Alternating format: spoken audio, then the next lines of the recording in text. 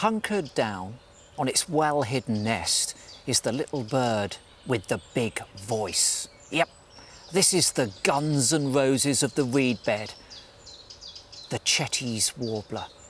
A fabulous view of this secretive little species. What would you expect from Springwatch?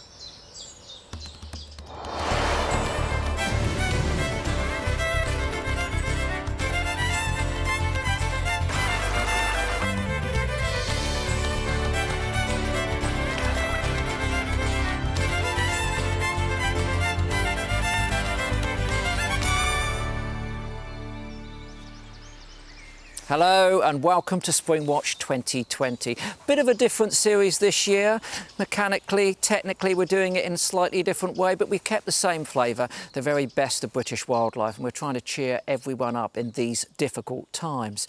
And one of the ways that we've been doing that ourselves, every one of us, is enjoying our little patch a little bit more than normal. Hey, what do you think of my little patch here? I'm quite proud of this. When I got to the house, I tore up all of the turf, so I had bare soil, and I planted lots of native annuals to start with and then perennials that follow through. I've got a little different mowing regime for different parts, and at the moment I'm enjoying all of these oxeye daisies. I've got some corn cockle coming through here.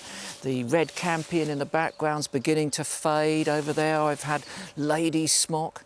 It doesn't take much effort to make a better place for wildlife if you've got a little space for that wildlife to move into. And later on in the programme, Yolo is going to be telling us all to say no to the mow and make sure that our patch is a little bit better for wildflowers like these. And our theme tonight, is very much the beauty of simple nature.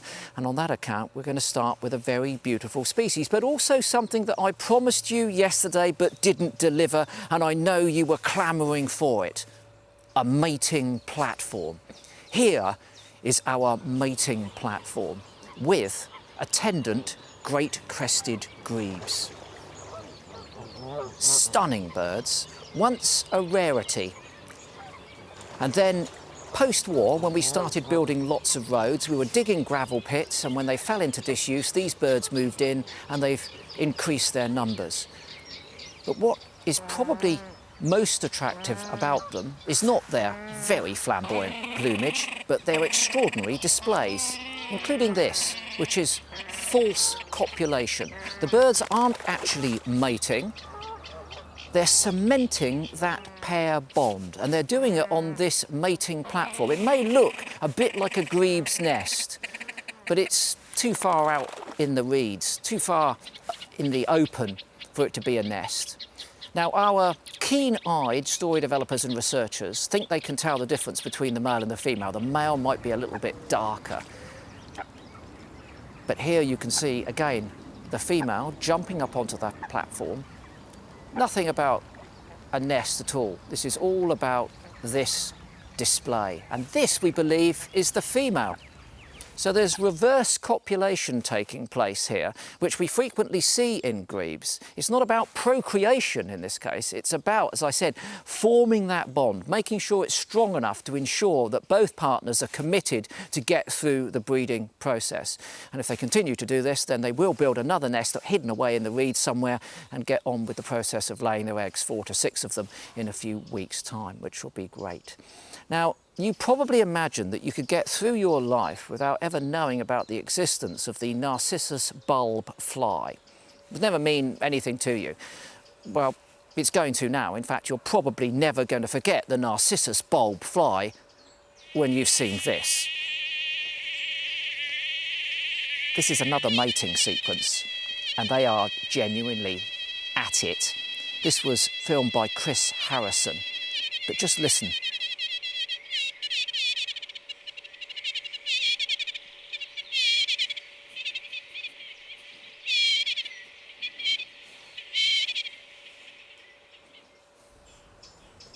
I'll say no more, other than you will never forget the Narcissus bulb fly now, without a shred of a doubt. But there is a beauty in that, being able to witness that extraordinary little bit of behaviour from a species which otherwise we would always all pass by. And tonight we're going to concentrate on those little bits of beauty. Sometimes nothing more than a silvery bubble of air on the backside of a spider, or maybe the sheer perfection of a bird's egg. And we'll be looking at a couple of those later in the programme. But also we're going to be looking at beautiful animals, animals which some people might use the C word for. Yeah, the cute word. Ellie Harrison is down in Gloucestershire in her Golden Valley, and she's going to be looking at an animal with very big eyes, very big whiskers, and she's probably going to use the C word.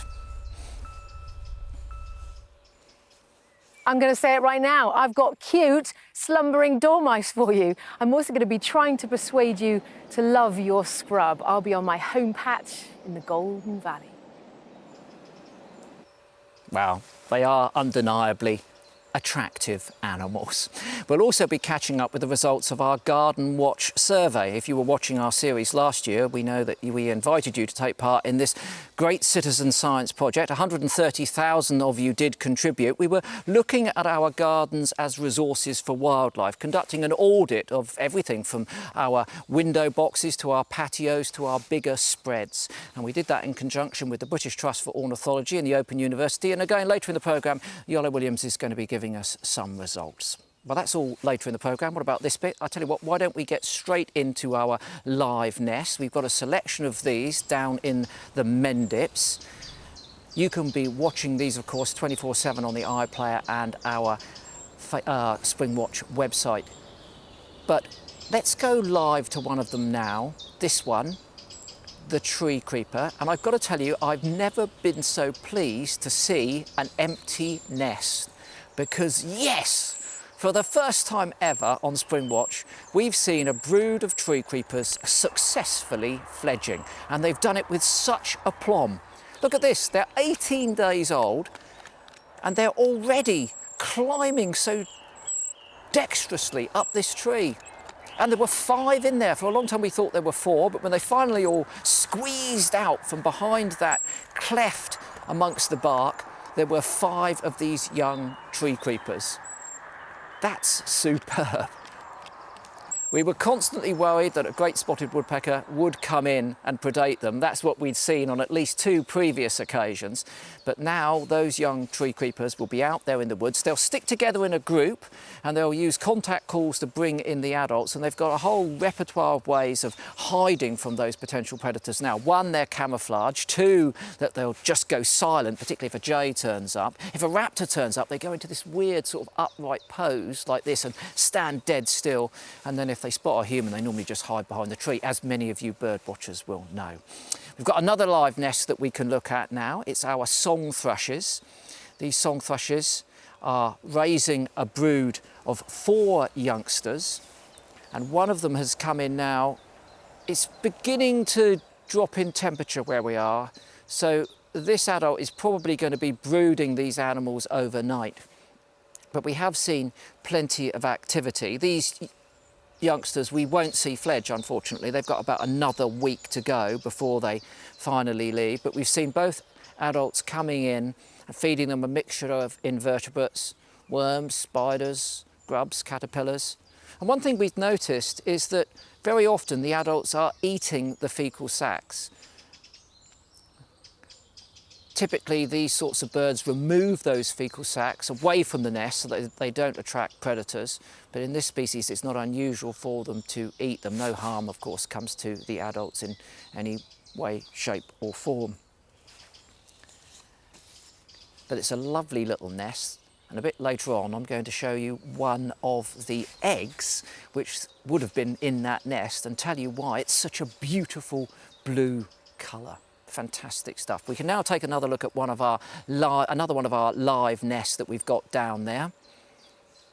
These are our greenfinches, and they're hidden away down in the brambles, very well hidden there with the moss around the top of the nest. There you can see the bramble, that all-important scrub, that habitat which many people don't seem to like, want to cut it down, but look, it's home to these greenfinches here, and you can see those youngsters. There were 5 of them there. They hatched 3 days ago, being fed now by both parents, a mixture of regurgitated seeds and invertebrates. So although they're principally a seed-eating bird, the greenfinch, and given they've got such a large bill, they can feed on a great range of seeds, at this time of year they will seek out inverts because obviously their youngsters need protein. And here you can see the male coming in, slightly brighter markings than that female. And if you look carefully there, you can see him distributing that food amongst those youngsters. Beautiful, beautiful sight. Lovely green glade amongst those brambles. We have another live nest we can take you to now. It's our blackcaps, and Gillian is going to tell you all about what's been happening there.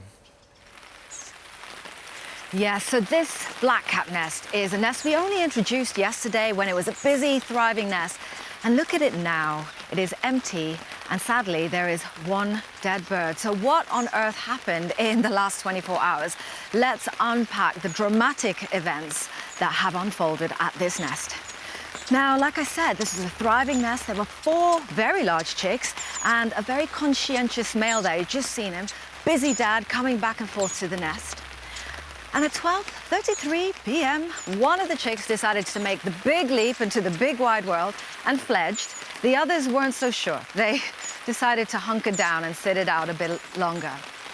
Now, one of the things we did notice at the nest is the female. We see her returning here with the chestnut cap there. She wasn't that visible. She didn't come that often to the nest during the day. And we thought this might be because she was brooding a second nest elsewhere. This is not uncommon with blackcaps. But she returned in the evening and sat on her chicks and started to brood them, and this looked pretty normal, so far so good. However, as the hours went by, the female started to sink down into the nest until eventually she was covered by the chicks. It was almost as if they were brooding her. And this was starting to look a little bit unusual. Now, just as it started to get dark, the female hauled herself out of that huddle, pulled herself on the edge of the nest. And again, we're trying to work out what's going on here. Maybe it's because those chicks were so large that that's what she did. But eventually we noticed there was not much movement from that female. And eventually, this morning, when the male returned, it was absolutely clear that female had died, sadly. However, the story doesn't end there, because later on this morning, one of the chicks started to fledge. And off it went, and not soon after that, the second one went off, 10:22, and just within a couple of minutes of that, the last chick followed suit and fledged. So this is a little bit of a bittersweet ending, but it is great that those chicks did fledge, even though the female didn't make it. Now, I tell you what, it is absolutely pouring with rain down here in Cornwall. We are going to do our best later on the show to tell you how nests and spider silk go together. But for now, hopefully in a much nicer weather up in Wales, Iolo is going to tell us what's going on with the Welsh nests. Yes, indeed, Gillian. I'm firmly ensconced in my home county of Montgomeryshire here in mid-Wales, and I wouldn't say it's sunny, but at least for the moment it's dry. And our Welsh nests, well, they're not up here with me, rather they're 2 hours south of me here in the county of Monmouthshire. And I know that you've been enjoying one nest in particular, and that is the nest of one of our smallest breeding birds, the firecrest. This is the nest. It's high up in a western hemlock, and you can see the male coming in with that fiery crest and removing eggshells. We know that they started hatching over the weekend, but they show asynchronous hatching, and he's moving those away to save attracting any predators, feeding the young there as well.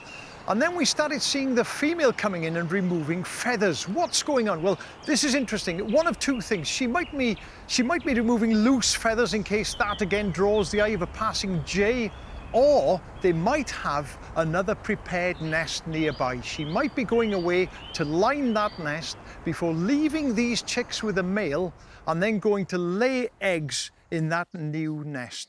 If we start seeing less and less of her over the next couple of days, then we'll know that they've got another nest nearby. Now, later on, we'll be catching up with our long-eared owls, and I'll be giving you a few tips on how to improve your garden for wildlife. And don't forget, you can follow our live nests 24 hours a day until the end of the week. Just visit our website. And why not catch up with Hannah Stitfall at 9 o'clock in the morning, 5 o'clock in the evening, or Chris and Megs at midday. Now, we've got one member of the team missing, unfortunately, this year, and that, of course, is Michaela. Where is she? Well, she's in lockdown in South Africa, but she has picked some of her best Springwatch moments for us, and this time she's back at Minsmere, going out on a boat in search of some of the fish that are so important for the breeding bitterns on the reserve.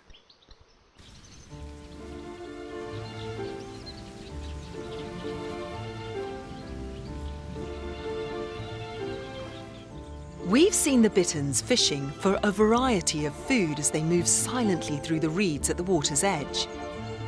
They have a particular liking for eels, which are one of the 9 species of fish that live here.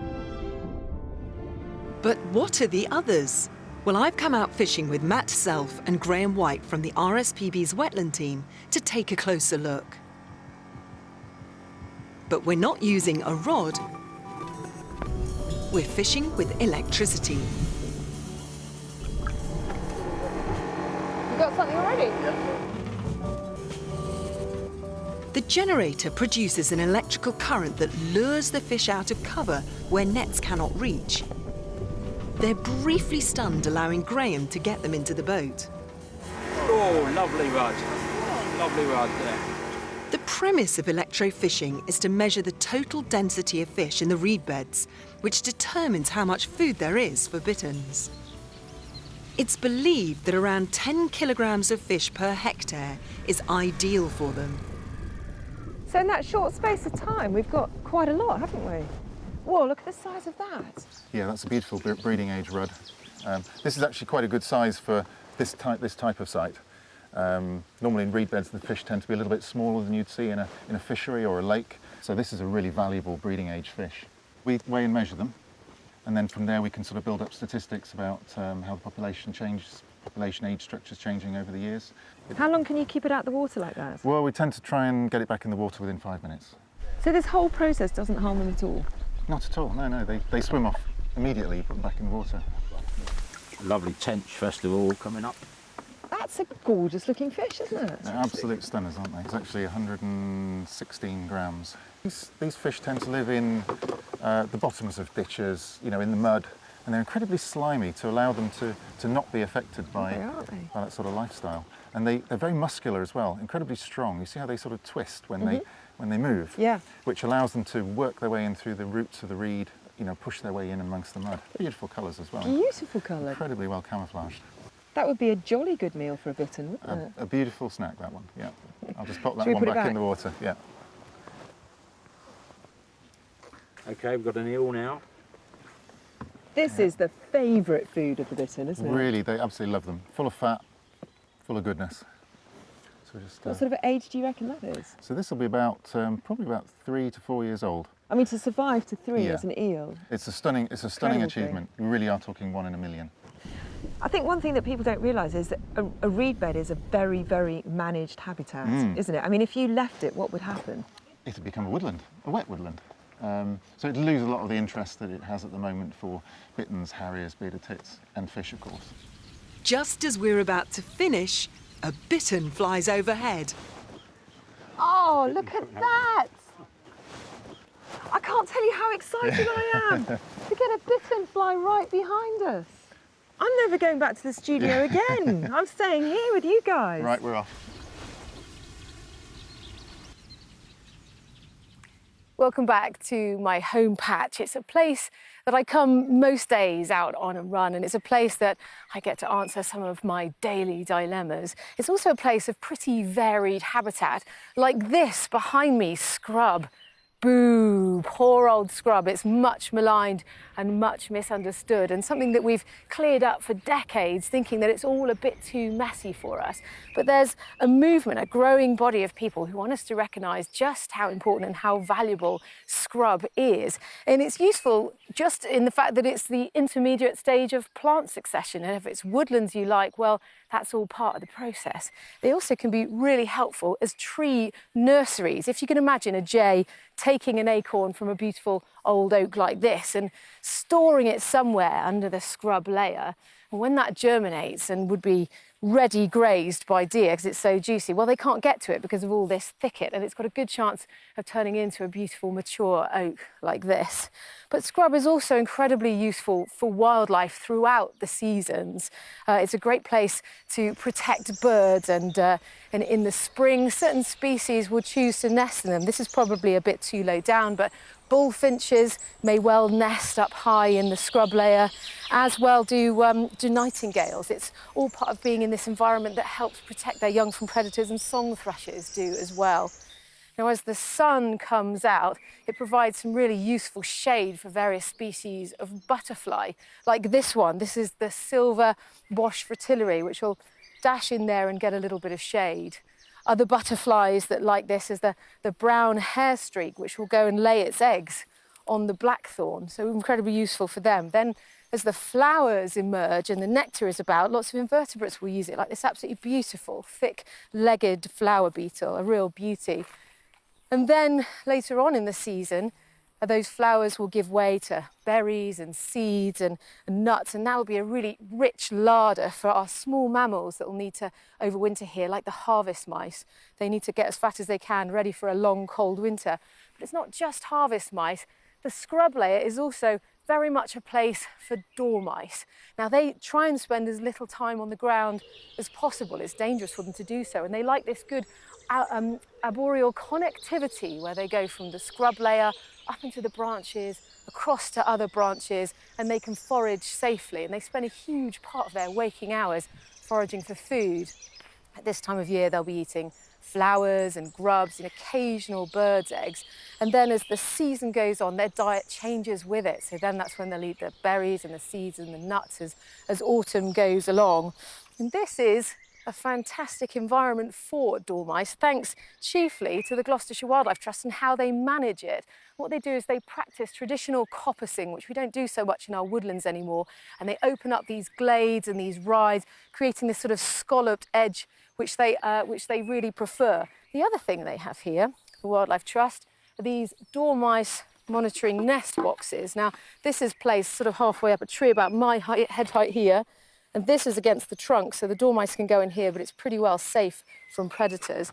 The flap is purely for monitoring. You have to have a license in order to do it. I've been out with people before, and we've almost lost dormice up trouser legs and sleeves, which is quite a challenge when they're very, very ticklish. You've got a protected species in your clothing. And they're also part of a much bigger monitoring program run by the PTES, which is a long program that's been going on since 1990, one of the longest running studies on small mammals. And they've built up a huge data set, which has allowed us to see and to find out in last year's report that dormice numbers are down 50% since 2000. That's an astonishing drop. Why such a big drop? Well, it's down to the way we manage our woodlands, but it's also because of our variable seasons. Our dormice are fine with a hot summer and fine with a cold winter. What they don't like is a wet summer. They've got fur which isn't waterproof, and it can be a real challenge for them. And if they wake up prematurely because of a warm winter, there just isn't enough food to sustain them. Now, the reserve manager here is the fantastic Alan Sumnall. He's a friend of mine and one of conservation's nicest guys, and he went out searching for us into the monitoring nest boxes to see if we could find any dormice. And lo and behold, look what we've got.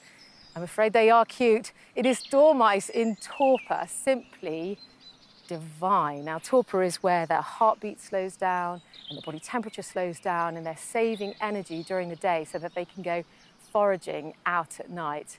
And this is especially for you, Chris. They are adorable, beautiful, cute, divine, and all the way through the alphabet, words that make your skin crawl. I love that. Now, you haven't got a great chance of seeing dormice, I'm afraid, because they're nocturnal, but they've also got fantastic hearing. You may well, though, see their nest. They're sort of up 15 centimetres or so, not terribly big, made from honeysuckle strips and grass woven together without an obvious entrance. Another thing you might see is some of their nibbled hazelnuts. Now, let me see if I can get this fabulous macro lens to work. Coming in close, let's get the focus right. Here we go. So this one here that I'm moving has got those smooth edges, you can see, whereas this one, much more jaggedy. There we go, that's a wood mouse that's nibbled that one. They don't tend to cache them, so you won't find many together. Here's another example just here. This one pretty much ripped open. Could be a squirrel, Could be a jay, who knows? And looking at these tiny details and just being focused on them has been one of the fabulous gifts of lockdown, I think, being able to slow down and enjoy nature in that way.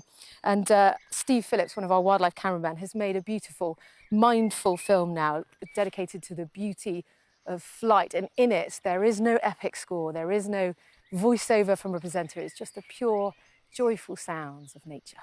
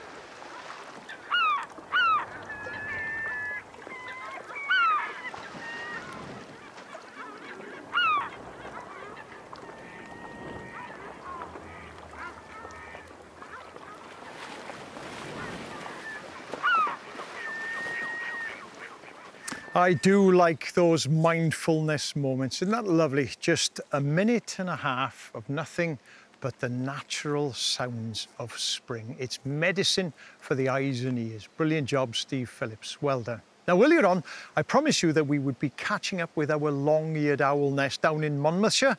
So let's go and have a look at it. Now, when we last left it, of course, 3 chicks had become 2 because 1 young chick had fallen out of that nest. But the 2 are flourishing. They've grown so much. The eldest one will be about, what, 5 weeks old, a bit more than that now. The adults hunting at night, bringing in food for them, of course. Mainly mice and voles, but also, as you'll see here, small birds too. You can see the legs there. They're hunting out over the open moorland. A lot of young meadow pipits and stone chats and wind chats around now. So they're bringing those back to the chicks. They're exercising their wings, but exercising their talons too. Look at that. Long-eared owls and tawny owls do this. Isn't that brilliant? That would put Chris Bonington to shame. The eldest chick climbing up, and look how far he is from the nest. You can see him silhouetted. We've circled the nest. He's gone a long, long way. There's no real danger. They do this in kind of branching out business, just getting used to their surroundings there. And the next morning, he's still up there somewhere, and the young chick has started wandering as well. They won't come back to the nest anywhere near as much now, just making sure that those wing muscles are being exercised, but you can hear them both squeaking. Just the one young chick in there now. And this is interesting because they use the nest as a kind of feeding platform. They bring the food off them back to that nest. So we might see that eldest chick coming back down if he's hungry once more. Now those nests are in Monmouthshire, down in South Wales. And the county town is Monmouth. And that's been in the news recently as well, because it's become the UK's first bee town. Now, what does that entail? Well, it's a council-driven initiative. Fair play to them for doing that.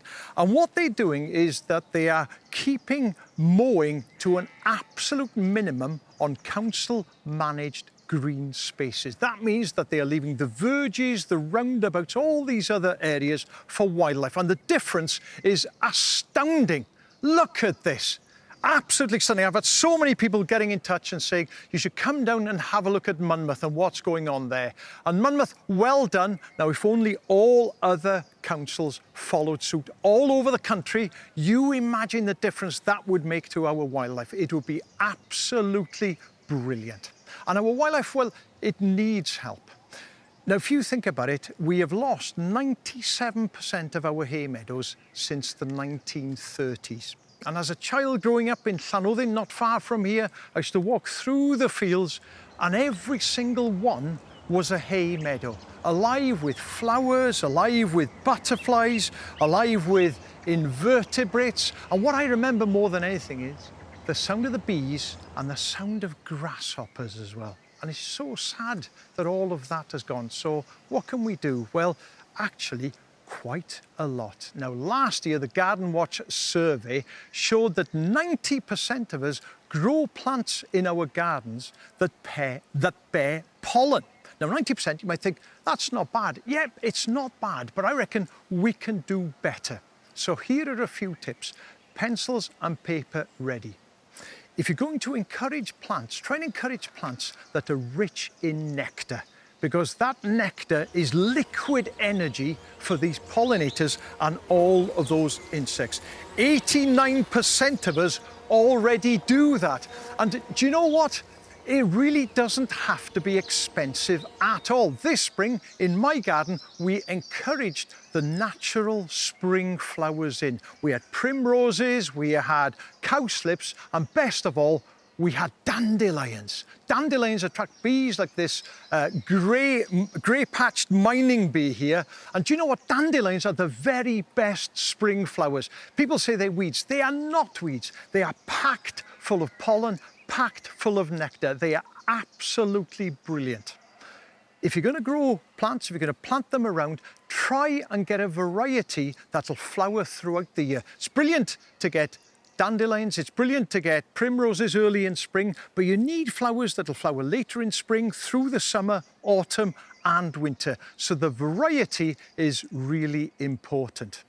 And that is exactly what Joseph Monkhouse did. Look at this. He's allowed his lawn to become a wildflower meadow. Joseph, that is brilliant. Well done, you boy.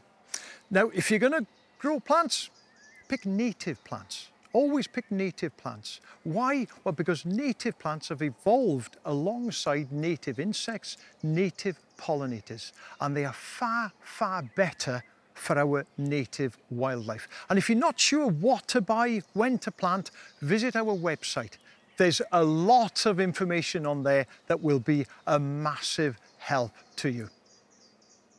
There's a lot of information out there as well, and Nick Pinches, look at him.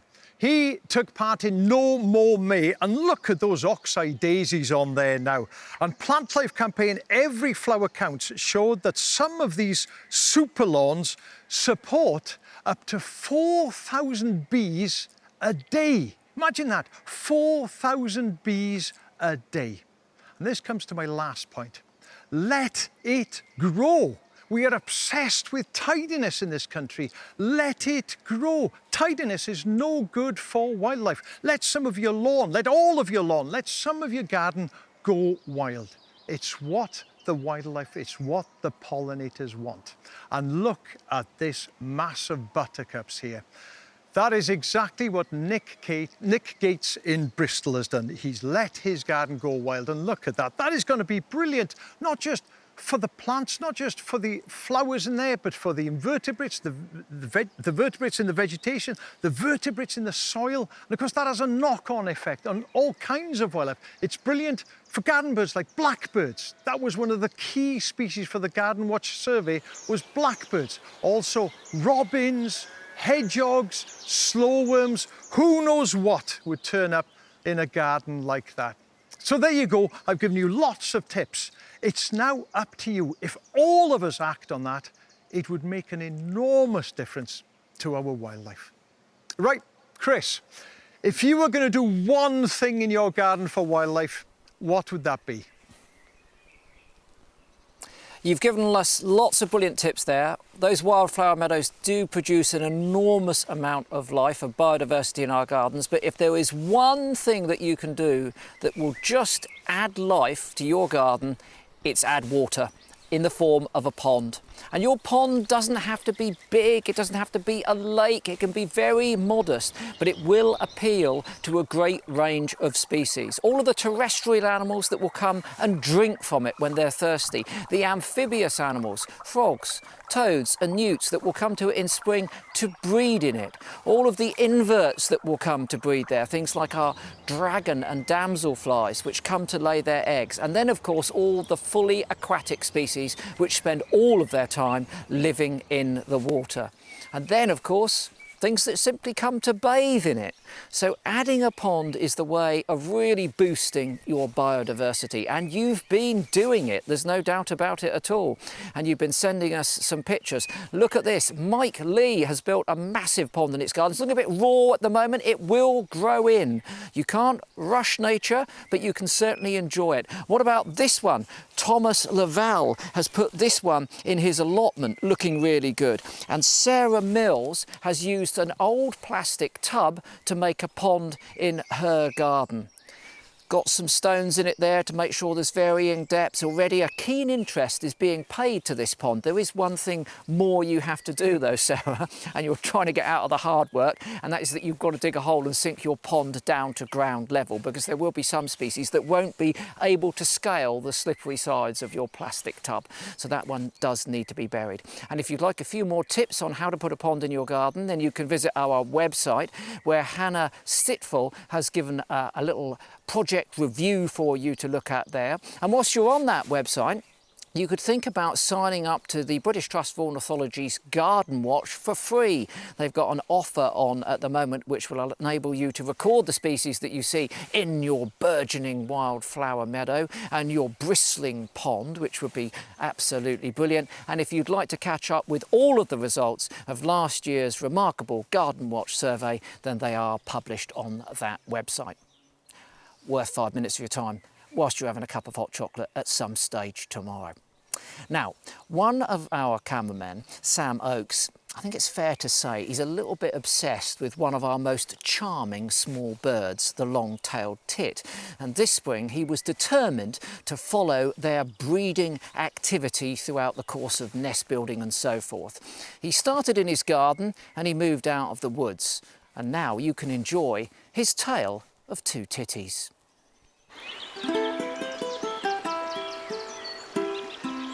Long-tailed tits are quite a special species for me.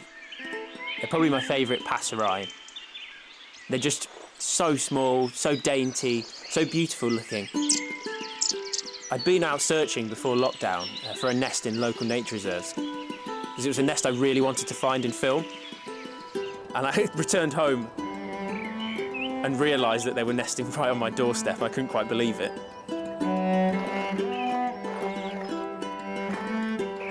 I couldn't actually see what was going on in that dense barberry bush, so I couldn't check on their progress. I just had to get hints from what I could see the birds doing when they came and went each morning. And they were bringing in feathers constantly, clearly nest-building material. It became so interwoven as part of my life, I almost couldn't escape them. I checked on them like every 10 minutes of every day, looking out the window. And I thought, I've obviously got a nest in my front garden, and it'd be lovely to contrast that with a woodland nest. I first discovered it when I was out on one of my first lockdown walks. Obviously, my garden nest was a bit more protected in a dense bush, but this woodland nest on the tree was really exposed. Their nest building process takes quite a long time.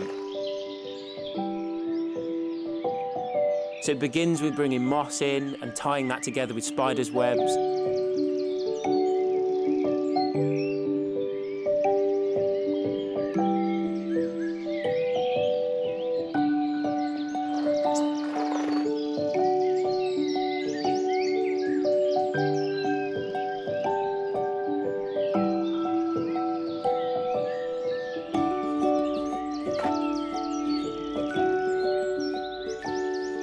Quite quickly they built a dome and it blended into the tree trunk really well.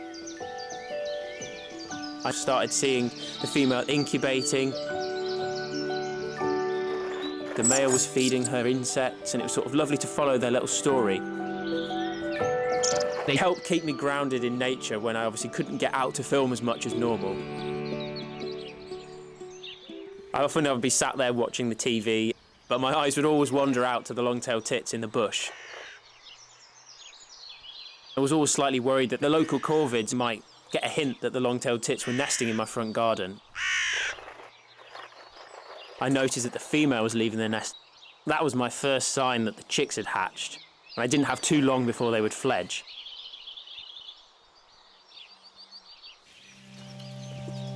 I headed up to the local woods for one of my regular checks and was devastated to find that the nest had failed.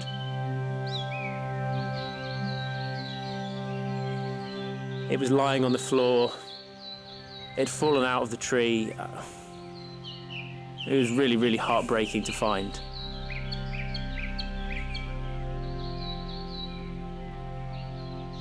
I don't know what caused the nest failure. It could have been wind blowing the nest apart, or it could have been a crow coming in and taking the chicks out of the nest and just completely destroying it. I wasn't there to find out, so I guess I'll just never know.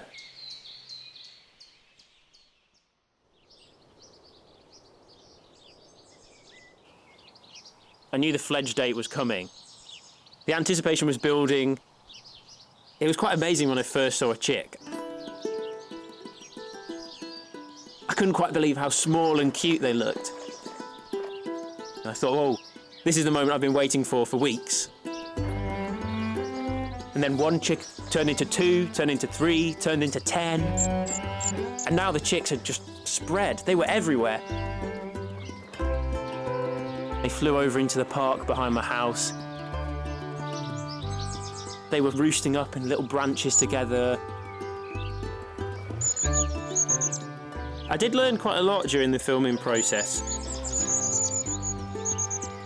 I expected the woodland nest to be the more successful of the two, but actually the urban nest really surprised me.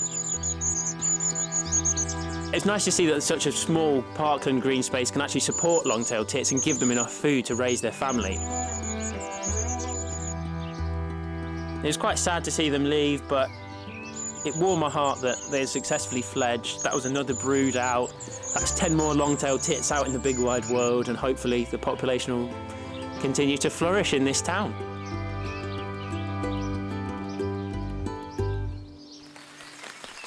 Well, it is absolutely torrential right now here in Cornwall, but we have live beavers out there. The rain has not put them off. Let's take a look at them right now. There it is, just on the water's edge, having a lovely little forage. This is what they do at this time of the evening. They've emerged after a day of resting and they have a really, really good feed. So I tell you what, even in this rain, the beavers are going to do what they do, and so are we, because we're going to push on. And I have here in my hand the very nest of those long-tailed tits that you saw in that film just now. Sam sent this to us so we could get a really good look at how these nests are constructed. And you can see there's moss and lichen and loads of feathers, and all of that stitched together like you saw in that film beautifully by those delicate little birds. And they're so resourceful to be able to make use of those materials that are just freely available in the environment around them. Now, one of the most remarkable materials amongst those is spider silk. And I'll tell you why. That's because it has incredible properties. It's lightweight, but it's also really strong. It's flexible, it can be adhesive, it has antibacterial properties. I mean, the list goes on. It really is one of the most amazing materials that humans have had the privilege to study. So you can see where I'm going with this, can't you? It's time for a bit of spider love. And we're going to start with some of the most spectacular and familiar ones. These are the orb web spiders. Now, I know that not all of you love spiders as much as I do, but stay with me because these are really great ones to familiarize yourself with spiders. They're not lurking in the dark or getting stuck in your bathtub. These are out in their webs, minding their own business, and they allow you to get close and admire the beauty of these webs. And what's absolutely extraordinary about this is they build these webs every single day. And that silk that we were talking about, that's so amazing to us, is also really valuable to the spiders themselves. So when they dismantle their webs, or even if the webs are damaged, they'll actually eat that silk, recycle it, and store it in their silk glands as liquid. And when they need to use the silk again, they will pull it out of little spigots, spinnerets on the tips of their abdomen. And it's actually this action of pulling the silk out that aligns the molecules and turns it from a liquid in the abdomen to a solid but very elastic strand of silk. Isn't that amazing? So let's take a look at how this is, because it's driven purely by instinct. And this basic design of an orb web is rolled out every single day with a precise design, with a precise pattern, in your gardens, in parks, in forests, And it is amazing because they have been doing this, all web spiders have been doing this for over 150 years. So I think it's worth taking a look at exactly how they do it. So we've got spider school here, and we're going to do our best because we're under this tarp and the rain is dripping. We'll see how this works out. So the first step in building a spider's web is the strand, a drag line of silk, is let out by a spider and carried in the wind and attaches to a neighbouring bit of vegetation. The next step, and I've got some pens here to show you. So here we go, drag line silk, and let's hope this works with all the water. It's set out, and then there's a Y shape. I'm going to work quickly because it's starting to smudge already. And they attach corners to any available vegetation around. Then they attach their radial silk. This is building up the structure of the silk. So that's dragline silk. It's strong, it's not very flexible. Then they move on and they build from the middle outwards a scaffold. This is called scaffold silk, handily enough. And it's a very loose spiral. And that just holds the structure of the web. And then they switch silk glands to the capture silk. Now this is the important stuff. This is a sticky silk, and they work in much tighter spirals, and they go around much neater than I do, obviously. But this capture silk is what ensnares their insect prey when they land into the web. So they work around to the middle. And then the very, very final step is they, as it smears down, cement and strengthen all these attachments, and they also attach that as well. And they do that all around there. And it looks so much neater than this. Is a bit like an impressionistic bit of art. I'm going to just leave that for now, shall we? But let's look at spiders that don't use webs to catch their prey. Now this is one of my favorites. This is called Dysdra, the woodlouse spider. Now they are active at night. They hide away during the day, but they will come out at night and actively hunt down their prey. And they use those really big mandibles to pierce the armor of their favorite prey, which, as the name suggests, is their woodlice. And they are really, really unmistakable if you come across these spiders, because they have these plump, creamy abdomens and legs, and then this ruby red carapace. And it's just a beautiful thing. These are one of the few species, in fact, possibly the only species in the UK that can deliver a painful bite. But I have to say, I think you'd be really unlucky. It'd be quite a challenge to get bitten by one of these. So let's move on to the next spider. You know what? Everyone's going to be a favorite today. This is another great spider. This is a raft spider. And they're found very much in the kind of habitat I'm in. Now, they don't use a web, but they rest their legs on the surface of the water. And they use the surface tension of the water to deliver vibrations. They use these sensory hairs on their legs, like trigger hairs. And as soon as they sense any vibration of a trapped insect on the surface of the water, they will rush out at frightening speed, and they will grab that insect prey and use venom to immobilize it and eat it. They are brilliant spiders, in my opinion. Dolomedes, incredible predators. But I'm saving the best for last. This is definitely my favorite. Now, this is a spider I would love to record the whole life cycle because it happens underwater. This is the world's only aquatic spider and found here. Now, this is taken underwater, and you can see what they do is they wait at the surface of the water and they trap air around their abdomen, and then they haul themselves down, bearing in mind that air bubble is quite buoyant. So they use the vegetation to haul themselves down. And when they get down below, they scrape that air off underneath a sheet web that they have actually spun underwater. And that web traps the air underwater. And once they've done that, they repeat the whole process again, back up to the surface again, trapping more air, bringing it back down, and eventually they create the perfect little air pocket capsule underneath that silk to live out their lives. They rest there, they forage there, they have their spiderlings there. Come on, spiders are amazing. I love them, and I really hope you do. But if you are not convinced, they also help to maintain a balance in the ecosystem because they're great predators. They also provide food for our birds, which of course on our Nest cameras they'll be very grateful for, and Yolo is standing by to give us the latest on our Nest cameras. Well, Gillian, I was going to go and have a look at our live cameras, but do you know what? I can't compete with live beaver, so let's go straight back down to Cornwall and have a look at the beaver again. There it is, look, it's still there, right on the edge of the water there. And this is what they use the water for. They use it for safety, of course, but they use it to access their food. Those huge incisors they have, they grow throughout their lives. They've been nibbling away at the tree bark, at the leaves, just feeding away on there. Isn't that fantastic? I have never been down there to see the Cornish beaver, so that's on my bucket list now, is to go down and have a look at these wonderful animals. Isn't that brilliant? A live beaver on Springwatch in the first week and in the last week. You can't beat that. Chris, what do you say? What can I say? I can say that I can raise you a live beaver with one of the most beautiful objects in the natural world in the form of a bird's egg. This is a curlew's egg that we've very kindly been loaned by the Bournemouth Natural Science Society.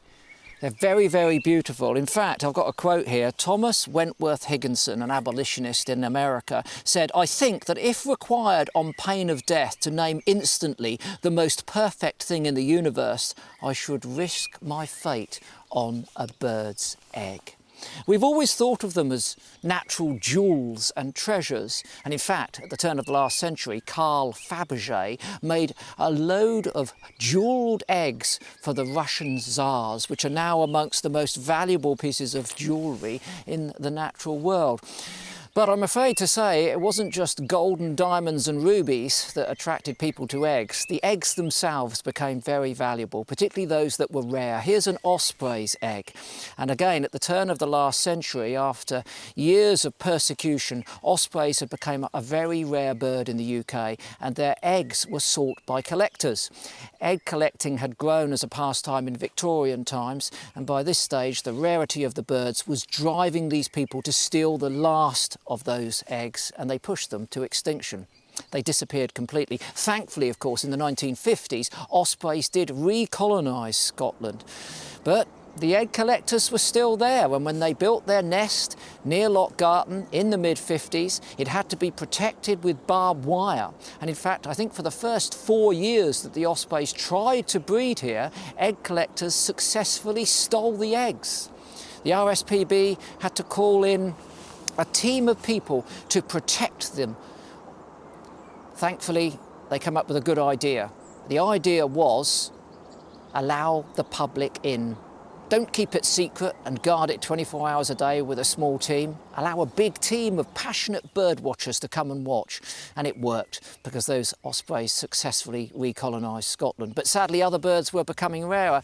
And when I graduated from university in the 1980s, I gave up several summers of my time to go to the Breclan to protect this bird, the red-backed shrike, which again was declining not through egg collecting pressure, changes in our climate, loss of large insects, but the egg collectors were so keen to get the last red-backed shrike's eggs, they would do anything. And I had to sleep underneath the nest, and on a couple of occasions I woke up to find egg collectors there waiting to pinch them. So that's the perceived human value of these eggs. What about the extraordinary form and function from the bird's point of view? Well, a few things to consider. Firstly, the colour. Well, that's applied by just two pigments, a red one and a blue one. Or sometimes not applied at all. Look at this. This is a starling's egg. It's faded because it's quite old. In life, they would be a beautiful sky blue colour. And starling's eggs are normally made in hollows in buildings or trees. And of course, you don't want a well-camouflaged egg in the dark. You want something that you can see as you're returning to incubate it. And that's why all of these hole nesting species, the barn owl here, the little owl, the green woodpecker and the starling, have these very pale and obvious eggs. They don't want to break them when they're coming back in. Those song thrushes that we were looking at earlier, though, they have a different type of egg. They have this one, pale blue and speckled. And of course, every egg is individually speckled. Why would that be the case?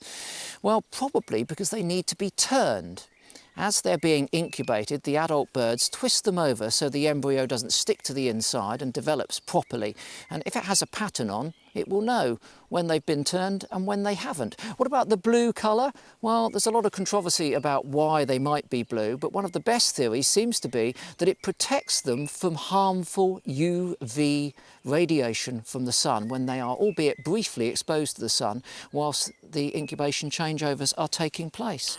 Then, of course, you might want to camouflage your egg. Look here, we've been looking at little ring plovers in this series. Here is the egg of a little ring plover lying on the sand. Very difficult to see and spot there. So that's why they might be pigmented in different ways. What about the shape of the egg? Take a look at these guillemot eggs. They are what we call pyriform in shape. They're very wide at one end and very thin at the other. And for a long time, ornithologists thought that this is so that they would spin in circles whilst they were on those precarious cliff ledges where they're laid, onto the naked rock, and this would stop them tumbling into the sea. Well, it turns out that's not the case.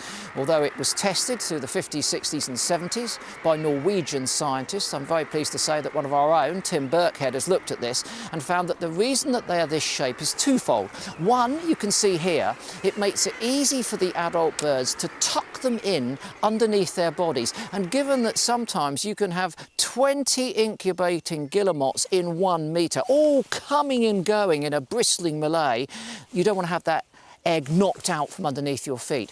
The other thing is that they are defecating onto the rock, and it's a pretty mucky, messy area. And these eggs need to breathe. So what Tim thinks is that the narrow end here and this side can be covered in all of that bird's mess, but it does mean that this area at the top here can be kept clean and breathable and allow the oxygen to permeate through to the developing embryo inside. So that's why there might be that sort of shape for the guillemot, but what about shape overall across the rest of the bird world? Well, I'm sure there are a complex of factors, but work at Princeton University has suggested it's the flying capability of the adult birds which broadly determine the egg shape. So the stronger, the faster the flying bird, generally the longer and more asymmetrical the egg is. And when you think of those guillemots, they're pretty good flyers as well, to be quite honest with you. So when it comes to our eggs, they're exquisitely beautiful. They're more valuable to birds than humans, and thankfully egg collecting has pretty much died out now in the UK, and they do a brilliant job of preparing those young embryos before they break into the wider world. Sadly, we've almost run out of time, but we just wanted to show you this one little clip. This is a badger braving it to get onto a bird feeder, which I'm sure has been designed so that the badger can't get there. But the badger's climbed up and unfortunately found, yes, the bird feeder's a bit too slippery and it's toppled off the side. My advice to the owner of the bird feeder is get some decent badger food and put it on the floor beneath it, some decent bird food on your feeder. Well, sadly, that's all we've got time for tonight. We've got another great programme coming up tomorrow. I'm going to be telling you about the diving capabilities of our cormorants, what they do beneath the water. And I'll be digging into dung and looking at the beetles that positively love it. I'll be looking at the wonderful world of bees. And I'll be on the trail of one of our most elusive predators, the otter. And remember to take time to visit our website at the BBC Springwatch page there. Plenty of stuff for you to explore, how to build a pond. You can check out on all of those cameras 24/7. They'll be running until Friday. Our social media starts up again at 9 in the morning with Hannah Stitfall. Megs and I are out to lunch at 12 o'clock. Hannah is back at 5 o'clock. And remember, you know, we've all got our own little patch and we're all enjoying our wildlife at the moment. It's given us so much respite and solace. Maybe now's the time to start giving back to that wildlife. So say no to the mow, get yourself some native wildflower seeds and maybe put a pond in your garden. Put a smile on the face of the wildlife too. See you tomorrow. The Open University is inviting you to take part in its brand new citizen science project, OU Pollinator Watch. created to help us discover more about insect pollinators. To find out how to identify a selection of insect pollinators and share your very own observations or photos, visit bbc.co.uk/Springwatch and follow the links to the Open University.